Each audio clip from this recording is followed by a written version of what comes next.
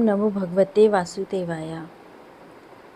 भाद्रपद मास के शुक्ल पक्ष की चतुर्थी तिथि की शुरुआत 6 सितंबर को देर रात 3:12 पे होगी और वहीं पे 7 सितंबर को देर रात 1:41 पे भाद्रपद मास के शुक्ल पक्ष की चतुर्थी तिथि का समापन होगा। इस बार अनंत चतुर्दशी 6 सितंबर को मनाई जाएगी।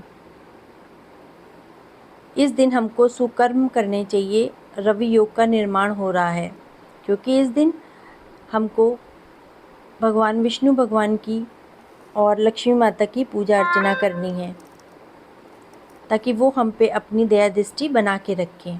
पूजा हमेशा शुभ समय पे ही करनी चाहिए। साधक अपनी सुविधा के अनुसार लक्ष्मी नारायण जी की पूजा कर सकते हैं। इस दिन सुबह 5:21 से लेकर 7 सितंबर को देर रात्रि 1:41 तक पूजा का उत्तम समय है।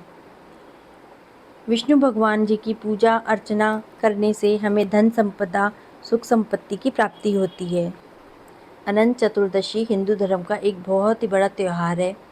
इस दिन हम भगवान विष्णु की पूजा करते हैं और गणेश उत्सव का समापन होता है।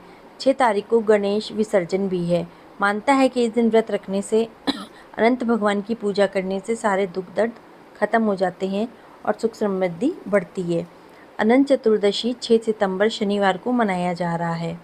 इसी दिन गणेश विसर्जन भी होगा जिसका शुभ मुहूर्त अभी मैंने आपको बताया है। ज्योतिषों के अनुसार इस दिन मोक्ष की प्राप्ति के लिए भगवान विष्णु की पूजा की जाती है। इसके लिए अनंत चतुर्दशी का व्रत रखा जाता है। बंधन का प्रतीक सूत्र हाथ में बांधा जाता है तथा व्रत के पारायण के समय इसको खोल दिया जाता है। अनंत चतुर्दशी में हम विष्णु भगवान जी की पूजा करते हैं, गणेश जी को विदाई देते हैं। ये दिन बहुत ही महत्वपूर्ण है। अनंत चतुर्दशी का महत्व, ये जो व्रत है ये भगवान विष्णु जी के अनंत स्वरूप की आराधना के लिए किया जाता है। विष्णु पुराण के अनुसार इस दिन व्रत करने से संपत्ति, संतान सुख, संकटों से मुक्ति मिलती है। साथ ही इस दिन व्रत करने से जीवन में सुख समृद्धि और पापों का क्षय होता है। चूँकि यह व्रत शनिवार को पड़ रहा है इसलिए इसको शनिवारी अनंत चतुर्दशी भी कहा जा रहा है।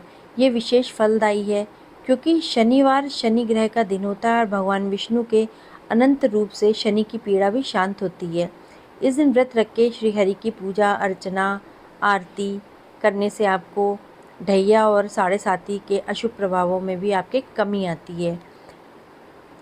अनंत चतुर्दशी का व्रत करके हम उस दिन बप्पा को विदाई भी देते हैं और बप्पा को विदाई के बाद हमारा दिन शुभ जाए इसके लिए हम विष्णु भगवान जी से पूजा अर्चना करते हैं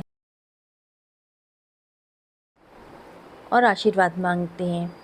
चतुर्दशी के दिन हमको अनंत चतुर्दशी में हमको खाने में अगर हो सके तो नमक नहीं खाना चाहिए क्योंकि हमने हाथ में सूत्र धागा बांधा हुआ है। इनकी पूजा बहुत ही साधारण तरीके से की जाती है। मुहूर्त के हिसाब से पूजा पाठ करके हमको विष्णु जी की आरती भी ज़रूर कहनी या सुननी चाहिए। उसके बाद जो प्रसाद है वो सब में बांटना चाहिए। हो सके तो मंदिर में जाके दान दक्षिणा ज़रूर करनी चाहिए।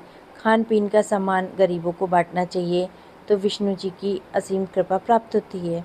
विष्णु जी की आरती सुन के हमको व्रत का पालन कर देना चाहिए और विष्णु जी की कृपा का आशीर्वाद मांगना चाहिए।